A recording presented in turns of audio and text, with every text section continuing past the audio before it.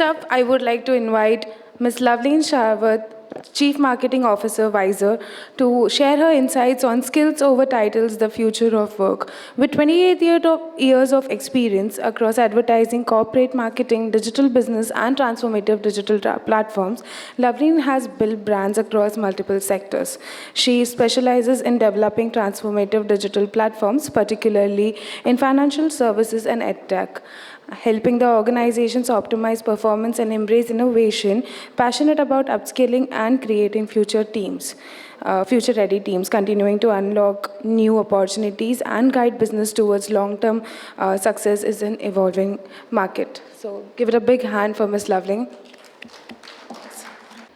Hello, Bombay.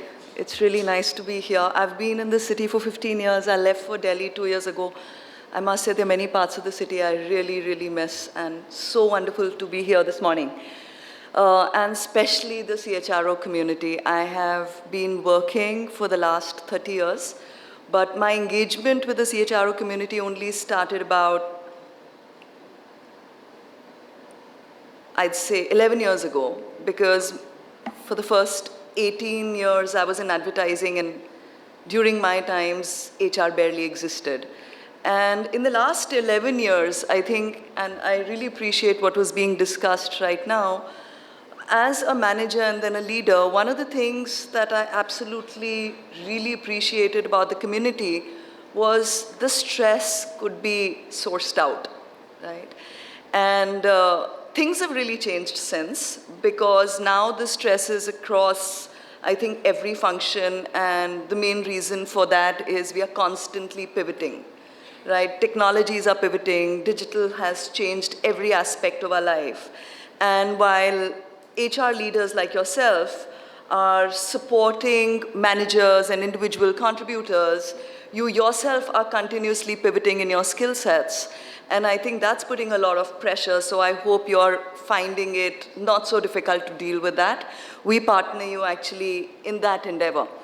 But coming back to what we are talking about today, let me first deep dive into what I do, and I can't really see my slides, so I really hope I can remember what I've written. So yes, I'm Loveleen Sahrawat, and I'm the CMO at WiZR. And if I were to give this visiting card to you, a whole lot of images will flash about me consciously and subconsciously in your mind, right? Marketing, so a little bit of razzmatazz, a lot of money being spent, right? A lot of social, digital, television, events, etc., etc. So this is what this lady does. That's barely 5% of what I do, actually. And that's really the point. Today, when you get a visiting card from somebody, that tends to tell you very little about the person, the position, the role, and more importantly, their skill set, right? So therefore, we're talking about skills over titles and how your organizations are profoundly changing, and how there is this shift which is going to create a Titanic-like situation in your organization if you don't realize that there is this profound change that's happening, but it's also still quite silent. So titles actually are a really old phenomena, okay? They originated in about 3,500 BC. You can trace them back to Mesopotamia, Egypt, and as actually societies or these small egalitarian communities transformed with agriculture, they became really, really complex, and we started seeing emergence of titles. And of course, we know titles lead to hierarchy, very strong, stringent hierarchies. So you saw pharaohs, you saw kings, and hierarchies are really important to deal with complex structures. So you saw, actually, we saw titles come into the corporate world sometime around the 1870s with the advent of railways, which was the first complex structure that the Western world saw, and one saw titles and hierarchies really started coming into the corporate world. What was interesting though is that at that point, there was tremendous amount of uniformity in titles, right? So when you kind of saw the titles of board of directors in one company or one country meant the same as a board of directors in another country. Similarly, senior vice president, you knew a general manager was really looking after the P&L and the establishment, and a manager was a manager, and so on and so forth. Nothing changed, right? When you kind of went from United States to Indonesia to India, you kind of saw a person's title and you knew exactly what that person was doing. And this didn't change across industries either, right? This has actually become extremely ambiguous. Today, when I tell you I'm a CMO, it wouldn't necessarily mean that I'm more senior to somebody who hands over a card which says marketing head, right? Some organizations call them marketing heads, some organizations call them chief marketing officers, right? I'm 50 years old. I'm sure there are people in this room who have a CMO card who are 30 years old, right? So CMOs can be extremely young.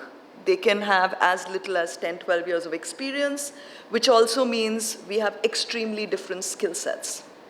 On the other hand, and these are actually real scenarios, 2 organizations, okay? In one organization, the job title in the engineering department is software engineer, and another organization, the same person, is called technical developer, right? One organization, senior software architect, another organization, lead technical innovator. Okay. Obviously a really difficult time for you guys, right? You're looking at resumes and you're like, what the hell is this? People are sending you JDs inside and from outside, and you're like, I can't match them.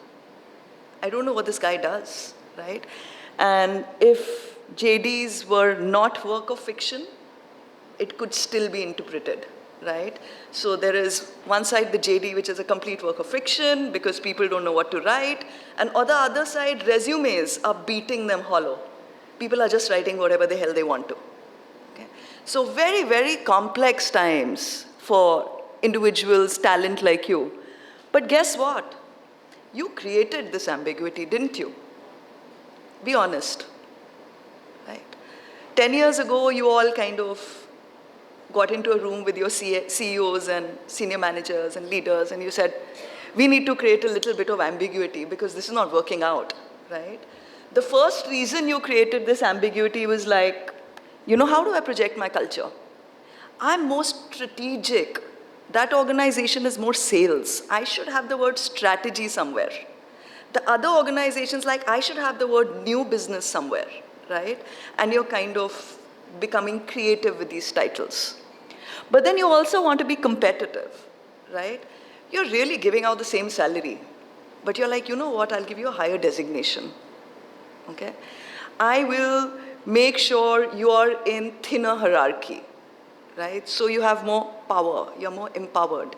So a 50 paisa visiting card is now fighting with a 5 lakh rupee package, right? So let's do that.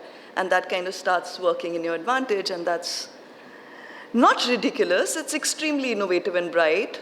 And congratulations, except after you've created this ambiguity, in about a decade, there are hell of a lot of problems that have emerged for you, okay? So there's total confusion in talent acquisition, as I already hinted. And then you have no way of benchmarking your compensation. So that leads to the next problem, which is like, okay, so why do we have to be transparent about this compensation? Let's be opaque. Please don't discuss your salaries with each other, right? It's not culturally correct, okay? Because I know of structures where there is hardly any difference between the salary of a manager and the one down. Because how are you going to acquire this new talent? And clearly the manager is not upskilling, but you need that skill set. So you're going to just buy talent, you know, give them a little more, don't promote the manager for a couple of years, and you have this crazy salary structure that needs to be highly opaque now, Okay? So in the same job band, you have like 3 different salaries, and the job band above, the lowest salary is probably lower than the highest salary in the job band below. Right? It's happening. Come on, let's be honest. Okay? So this is really also hindering employee understanding of what the hell they're doing. Right? So I met this friend last night for drinks, and he's already senior analyst, and he's literally the same skill set and experience as me. Why am I still just an analyst? Is a conversation that's constantly happening in organizations today. And the senior analyst is saying, hey, I'm already a senior analyst. What am I going to become next year? So make me senior manager. Okay? And you're like, but dude, you don't have the requisite years of experience. He's like, but I've been a senior analyst for the last 2 years. So tremendous amount of complexities. You know it better than I do. I don't want to spend too much time on it. But I think the largest disruptor and the biggest complexity that you guys are going through today is the skill factor. Yeah? In the last 3 years, this has completely disrupted your organization and is begging for some profound changes. Why? Number one, skill gaps are deepening across levels. Okay, I think this is something you're palpably familiar with.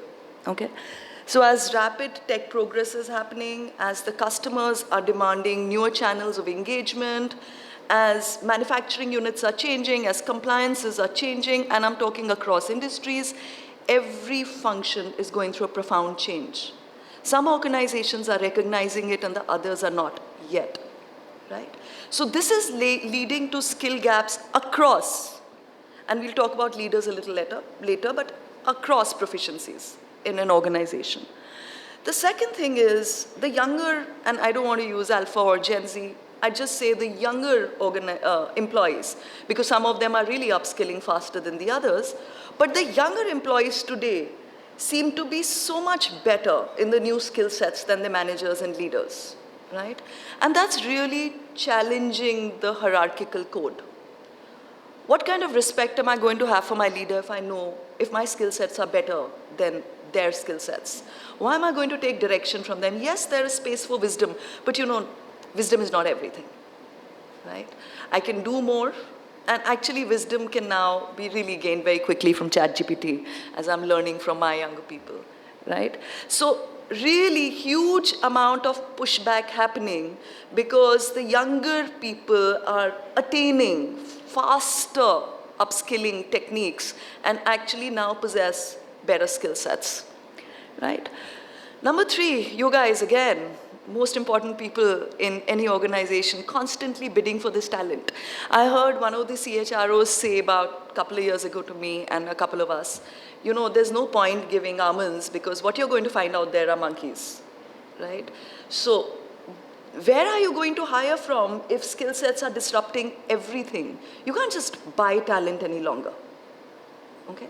Yet, we are trying. So the handful of employees that you find out there who are upskilling themselves, companies are fast adjusting salaries, right, to buy this talent. I think about a decade ago it started with IT, it moved to analytics, then to digital marketing, and today there is no function out there which is not disrupted with purchase of skills and skill acquired employees. So it's hugely disrupting salary structures in an organization.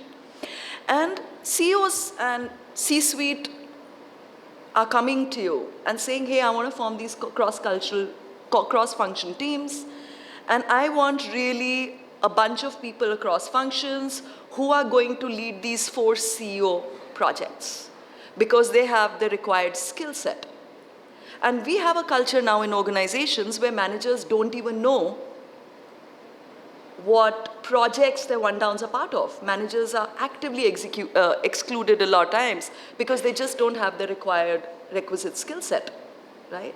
So this is leading to a lot of confusion, and it's absolutely the right time for you to pose this question to me. Hey, Miss Chief Marketing Officer, what are you doing with a designation like Chief Marketing Officer? You know, it doesn't really matter what you're called or what you call yourself. It really matters, what really matters is the value you bring onto the table. And therefore, I will go back to my argument of titles are nothing and skill sets are everything, and we must now start embracing a culture which is skills over titles, and we should start rewriting some of the stationery and reevaluating people basis their skills. So who cares if I'm Chief Marketing Officer of whatever the hell I want to call myself? The truth is, these are my skill proficiencies, okay? I'm advanced in business management, brand marketing, product management, omni-channel strategy, and thought leadership. I'm still intermediate at entrepreneurship. It's new to me. And I'm absolute beginner at data analytics, something I've just started learning, okay? So when you see this on my card, or when you see this broken into my resume, you understand what I'm bringing onto the table, right? Then my Chief Marketing Officer probably just hints at my gray hair. Oh, she's been around for decades. Maybe even not that these days. But okay, she's a little powerful in the organization. Is she even powerful though? Right? Will my founder reach out to me or to somebody else if they want to completely overhaul the analytics part of the organization? I better upskill. Otherwise, I don't even know what the hell is happening in that function. Okay? So things are really changing fast, and we must start insisting these changes reflect in our JDs and in our resumes, right? So the ambiguity we've created in the last decade and a half can start solving for itself, okay? Otherwise, we would have not really moved into the 21st century in a really profound manner. So welcome to WiZR. That's exactly what we do. And I'm going to spend 3 minutes pitching ourselves. We are the sponsors. So this is exactly where we kind of help you.